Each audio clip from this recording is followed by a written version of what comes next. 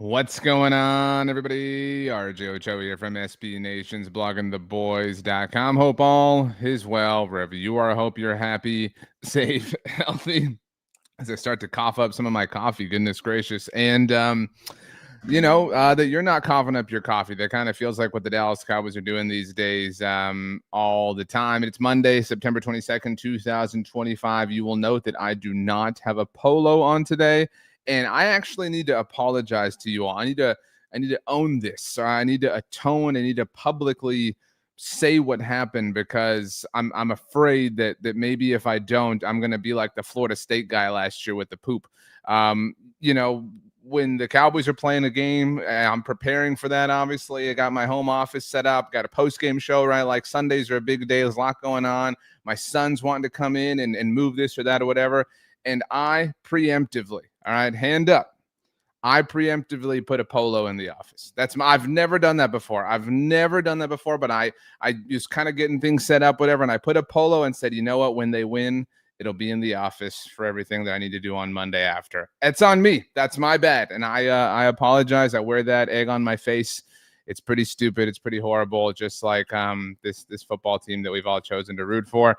If you like these videos, I hope you've already subscribed to the Blog of the Boys YouTube channel. Daily videos, daily shows, daily sorts of all sorts of fun, points of fun, etc., etc. You can also hang out with me on social media. I'm on X, Instagram, and Threads at RJ Ochoa. TikTok is rj.ochoa. We're here today to discuss winners and losers from Sunday's Dallas Cowboys game, although there aren't really any of the former, and there are really only the latter. We're also here to discuss the latest news with regards to the division, or the division, I should say. The team will be talking about the division on the NFC East Mixtape, myself and Brandon Lee Gowton on Tuesday.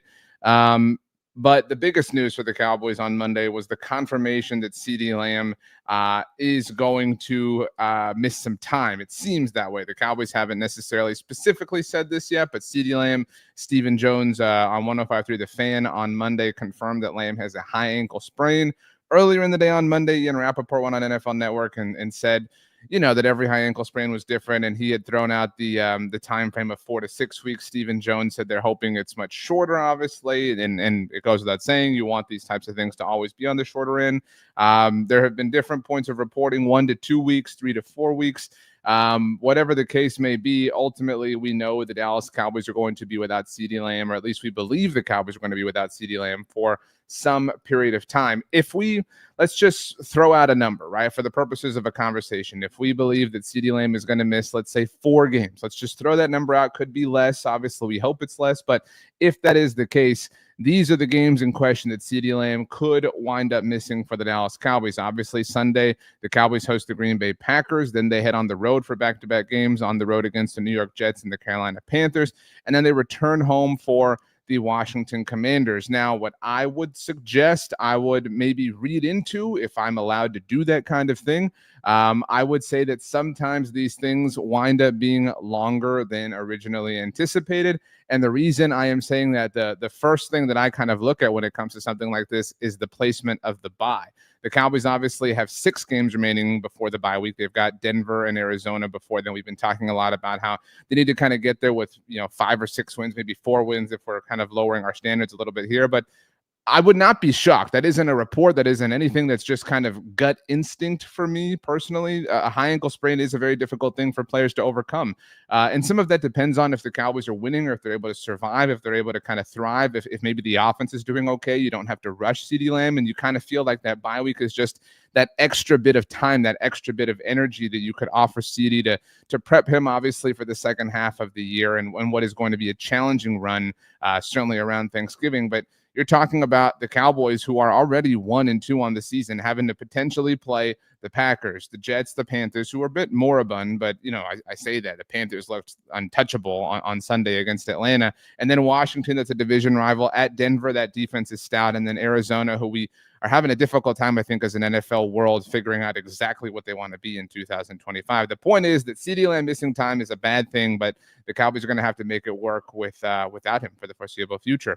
And that obviously underscores how important it was for the Cowboys to trade for George Pickens in the offseason. But unfortunately, unfortunately, this whole situation has reverted the Cowboys back to where they were with CeeDee in the first place prior to trading for George Pickens. This is just now the CeeDee Lamb. It's just a habit. This is now the George Pickens show, right? This is George Pickens, and then whatever targets you can mine out for Jake Ferguson, for Kevontae Turpin, I don't think it would be sound or reasonable for the Cowboys to count on Jalen Tolbert in any sort of serious stretch because of 100% of evidence, but it is going to significantly alter the potential of the passing game. I mean, look, I don't think that CeeDee Lamb's injury was the reason the Cowboys lost to the Chicago Bears on Sunday. I don't think it was anywhere near the top 10 reasons why the Cowboys lost. There were a lot of reasons, if that isn't obvious, but we've seen this offense be really successful so far this season in the very small sample size. Obviously, against the Giants, they were incredibly successful, and George Pickens had some serious moments in that regard.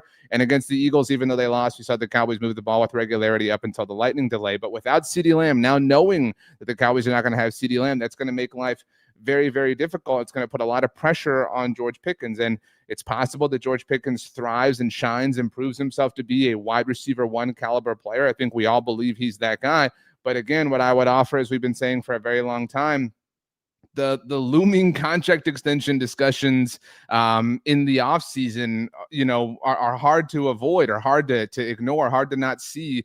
People say things like in the rearview mirror. This isn't in the rearview mirror. This is like in front of us. It's above the dashboard. It's through the windshield. We can see that. And if George Pickens is able to amass more statistical success in a world without CeeDee Lamb for however long it ultimately winds up being, it's going to make that conversation a little bit more difficult from a Cowboys perspective. The Going for Two podcast says, hey, RJ, we need a rebuild, but we need to realize the draft is a supplement, not a full diet. Yeah, I mean, the Cowboys have a horrible habit of just building through the draft. People obviously throw out the Green Bay Packers, incidentally enough, because the Cowboys play them this week, as a team who, they only build through the draft. That's the way the Packers like to be. You know why the Packers tell people they like to build through the draft? It's because nobody wants to go to Green Bay. And I say that with all respect for the greater Wisconsin area. I mean that in no ill way. But you say that because that's the way it is. You just know you're not going to court free agents there. The Cowboys should have no issue courting free agents. The Cowboys have incredible facilities. They have an incredible leader in Dak Prescott. They are obviously nationally televised more often than not. They offer fame and notoriety, and they do draft well, although I would offer as a couch to that point that one of the least favored players on the Cowboys right now by the fan base as a collective is one of their recent first-round draft picks in Mozzie Smith. So this notion that they just slam dunk all the time in the NFL draft is a little bit of fool's gold in my mind. Karam says, building through a draft is for small market teams. Exactly.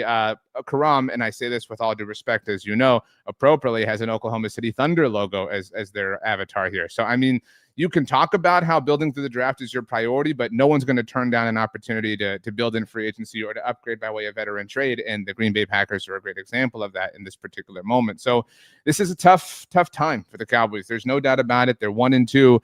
And historically, the Cowboys have not fared well when they have been 1-2. I tweeted this earlier today on Monday. I write something that I really enjoy every week at bloggingtheboys.com. It's historical notes about where the Cowboys are at that particular moment in time and how the game went, et cetera, et cetera. What you're looking at on your screen, I'll actually move myself over here.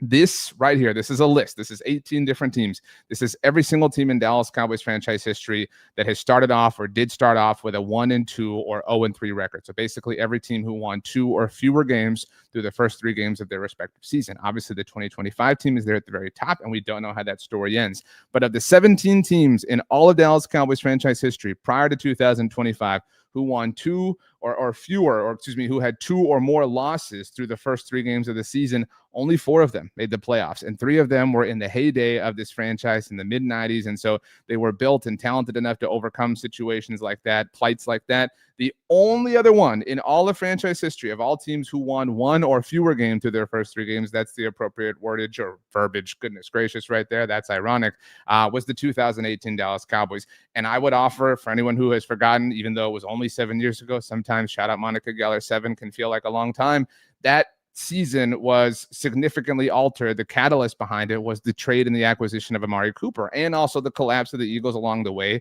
and the collapse of the Washington franchise that allowed Dallas to jump up and win the NFC East and even win a playoff game, incidentally and ironically enough, against Brian Schottenheimer. So, I mean, ultimately, falling to 1-2, generally speaking, is a pretty strong indication that a Dallas Cowboys team is not going to make the playoffs. No future is fully written. The rest is still unwritten. But yeah, it doesn't bode well for the 2025 season that the Cowboys are 1-2.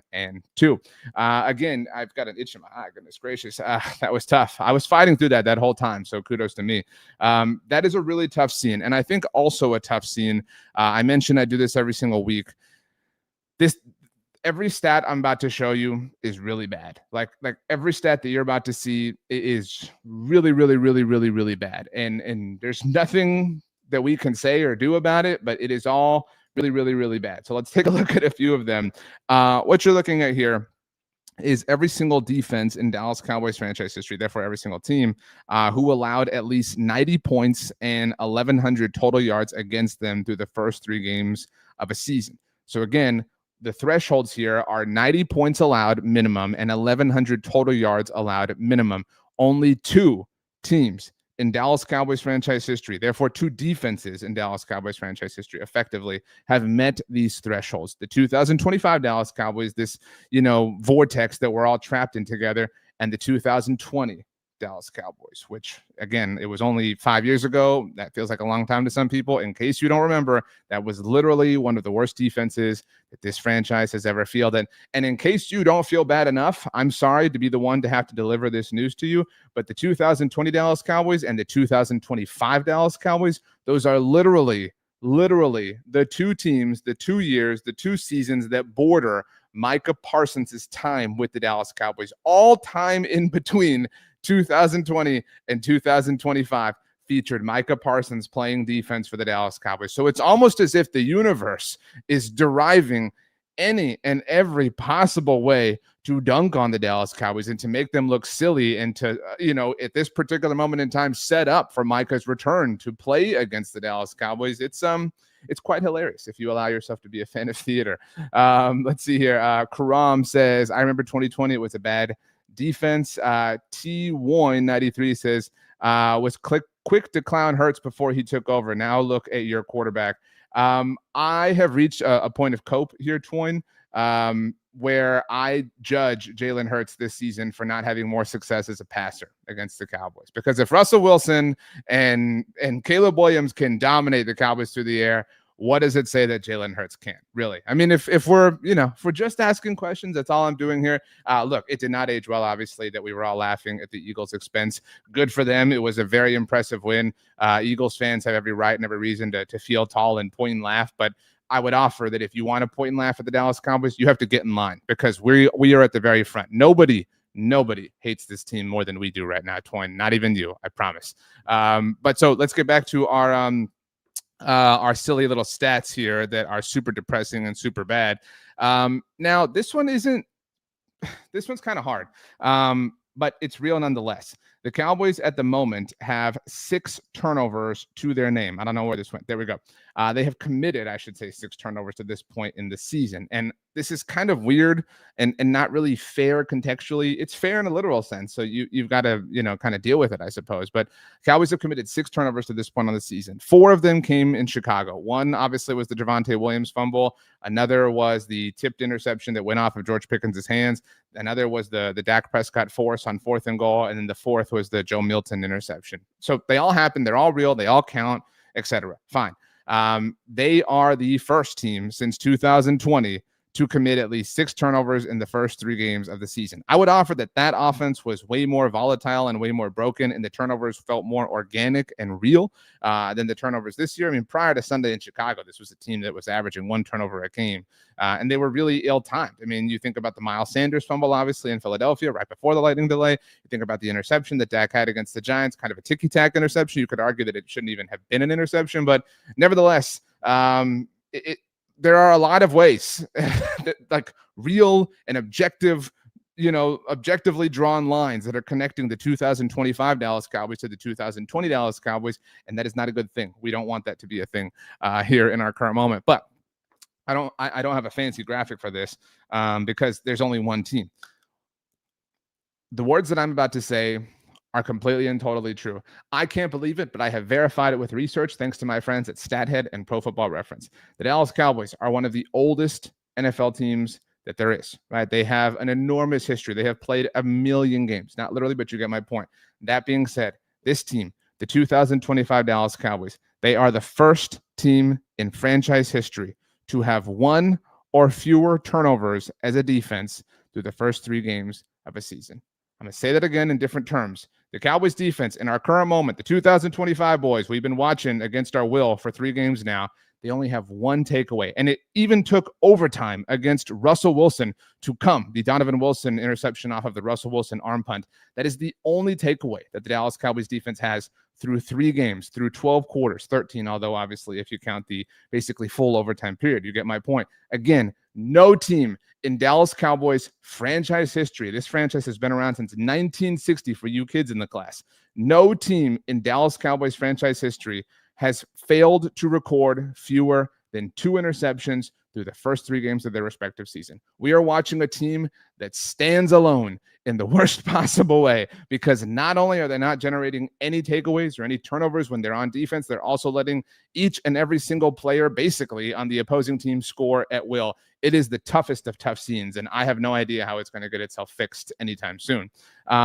Beyond all of that, I mentioned how, opposing teams are kind of scoring, and normally I come on here and we talk about winners and losers. I really don't feel like there's like any point to that at this point, because everybody was a loser, right? Like it was like, point me to the winner. In my stock report, I wrote about how I thought Kevontae Turpin played well. I gave him a stock up, especially coming off of the injury last week. So he was the only one who got some flowers in my book. But everybody was a loser for the most part on Sunday in Chicago. And the Chicago Bears, who were one of the worst offenses in the entire NFL prior to Sunday against the Dallas Cowboys, the Chicago Bears had never gone a game in the Caleb Williams era, a very small era, admittedly, without him being sacked at least once. That happened. He did not get sacked a single time against the Dallas Cowboys. The Chicago Bears had 4 players who recorded a 30-yard reception. 4. They had 4 different players who had a 30-yard reception. Colston Loveland, Rome Odunze, Luther Burden, DeAndre Swift,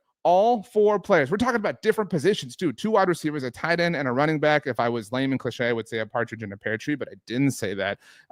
All 4 of them had a reception that was at least 30 yards, and there was some yak involved, which makes it more or less embarrassing depending on how you want to look at it. But of these 4 receptions that were all at least 30 yards in totality, 2 of them came on the same drive. Colston Loveland and then the touchdown to Rome Odunze. 3 of them came in the first quarter. Those 2 and the Luther Burden touchdown. All 4 of them, if we factor in the DeAndre Swift massive screenplay, that was just utterly embarrassing for the Cowboys defense. All 4 of them came in the first half.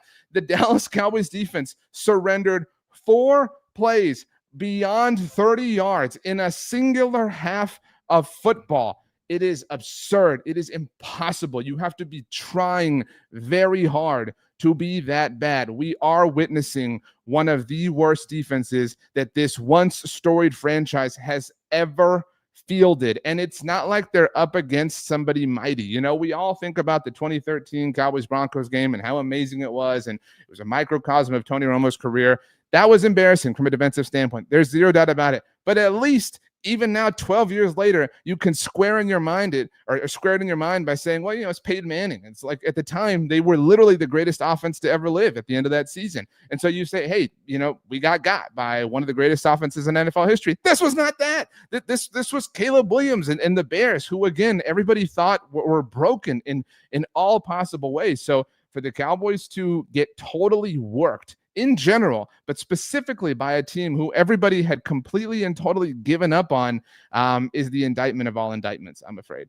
Karam says Caleb Williams had no pressure, those fluke flurries he had. And Karam adds, Russ didn't look great last night. I said this all last week, and it was really just kind of manifesting. I was hoping that the Cowboys were going to win and that Russell was going to look awesome, and it was going to make us feel better about the fact that the Cowboys gave up 1 million yards to him as well. But Sunday, I would offer that we as Cowboys fans lost twice, right? The Cowboys actually lost to the Chicago Bears. And as we were trying to lick our wounds, as we were trying to just enjoy football that they were not a part of, Russell Wilson looked horrible. Russell Wilson looked abjectly horrible. Russell Wilson looked beyond horrible. And all that proved, all that underscored was that the Cowboys are the antidote. The Cowboys are the magic elixir. When you are having a down day, when you need some offensive firepower, when you need to feel good about yourself, when you want to feel tall, You go play the Dallas Cowboys defense, and they will take care of that. The data is really, we're only 3 weeks into the NFL season, but the data is showing that over and over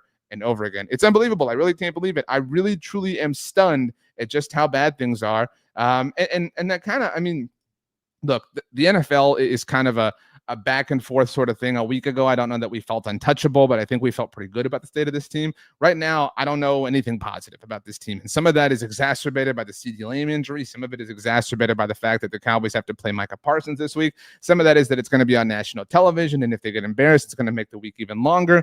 I mean, I don't know. But right now, it is very difficult to feel like anything positive is ever going to happen again. I know that's a dramatic way to put this, but right now it feels like everything is bad. And I would offer, I do not blame the Cowboys losing on the Javonte Williams fumble, but certainly it is easy to look back at that particular moment and say, yeah, like that was the last moment that anything was good in the game.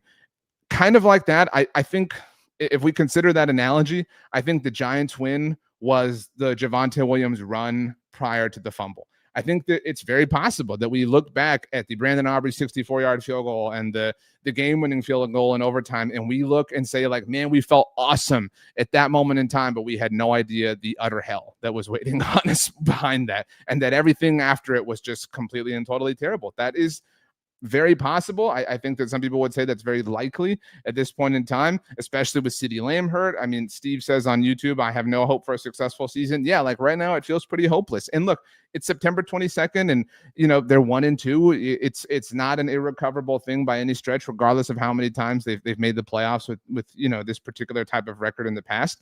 But you have to turn it around. I hesitate to call anything a must win or say the season is on the line on Sunday against the Packers, but it's kind of that tenuous. It's kind of right there because I know that the Jets, made it a game against the Bucs. I think that we would still take the Cowboys to beat the Jets right now. I think we would still take the Cowboys to beat the Panthers right now. So if you can beat this Packers team, and I recognize I'm giving them a little bit of a benefit of the doubt, and maybe you wouldn't or shouldn't do that. But if they can beat this Packers team and say they can rip off not even 3 in a row, but 2 out of 3, if they can keep within striking distance of 500, I mean, you set yourself up well for not just now when CeeDee Lamb comes back, but if Savon Rebel comes back, if DeMar Van Overshown comes back, like all these, things are on their way and you've just got to survive at this point. It's crazy to have to look at it that way, but that's kind of where they are. Jay says, I don't think Matt Eberflus is doing himself any favors, but dang, what other defensive coordinator hire this offseason has been set up to fail more than him? No linebackers, no edge, no safety help, and Diggs is done in Dallas. I completely agree. I said this in the postgame show. Look, I am not defending Matt Eberflus. This point has gotten warped in a different way. He completely and totally holds more than his share of responsibility for what happened on Sunday in Chicago. The narrative of it all with him returning to Chicago certainly doesn't work well for him. And right now I would imagine Bears fans are like, boom, told you so. But that being said, to this point, the man lost the best player on his team on his side of the ball a week before the season started. I mean, like that's just an impossible thing to overcome. I keep using the word impossible, and some of that is true. Like it was really, really, really unfair to do to Matt Eberflus. And we can sit here, and I think it's silly when people do this. They say like, oh, obviously the Cowboys are doing this. No, there's no obvious about this. As I said on the postgame show, if they were obviously going to trade Micah Parsons, they wouldn't have let DeMarcus Lawrence walk, right? Like they did. I don't think it was malicious, but they set Matt Eberflus up to fail. So I am definitely willing to place blame on Matt Eberflus, but I also think it's okay and it should be encouraged to say, look, he is really messing up, but he also is like Matt Eberflus is on an episode of Chopped right now. He's still a chef and he still has to deliver, edible food. But right now we're pissed off because he can't, deliver a fine level, dinner with Fruit Loops, baking soda, and cottage cheese. Like that's what this is at this point in time. He should still be able to do it, to be clear, but the ingredients he has to work with are subpar. And I think that is objectively fair and objectively sound. All right. My name is RJ Ochoa. And I love you all. Tomorrow, Tuesday, new episode of the NFC East Mixtape. Myself and Brandon Gotten. I'm sure that Brandon will not have anything disparaging to say about the Dallas Cowboys, but you'll have to tune in to find out. You can check it out here on the Blog of the Boys YouTube channel. We'll be live at 11 a.m. Central Standard Time. You can watch it on our YouTube or on the Bleeding Green Nation YouTube. You can catch any of my videos, any of my discussions, any of my Dallas Cowboys things right here on the Blog of the Boys YouTube channel. Like the video, subscribe. Make sure to hang out with me on social media, X, Instagram, Threads at RJ Ochoa, TikTok, Archie.Ochoa. I have a Facebook page if you want to check that out as well. So, yeah, let's hope the Cowboys turn it around, and let's hope that everything calms down for just a little bit. If you've got fantasy stuff or whatever going on Monday Night Football, I hope it is a night that is very successful for you, and I can't wait to see you on Tuesday. Thanks so much for hanging out, and we will see you next time.